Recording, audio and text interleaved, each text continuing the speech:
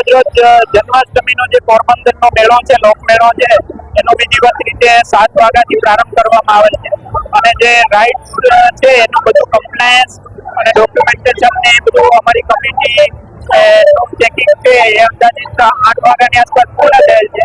એમાંથી મોટાભાગની રાઇડ્સનું જે ઇન્ડિવિડ્યુઅલ ટેસ્ટ છે, સ્ટેબિલિટી ટેસ્ટ છે, એ જે સાવચેતી રાખવાની જરૂરિયાત હતી એ બધું કમ્પ્લાયન્સ થઈ જતા મોટાભાગની રાઇડ્સ ચાલુ થઈ ગયેલ છે. હવે 2-3 જે રાઇડ્સ બાકી છે એનો કમ્પ્લાયન્સ થશે એના પછી એમને ચાલુ કરવા દેવામાં આવશે. 50-100 રૂપિયા કાંઈક ને કાંઈક ખરીદી કરી છે.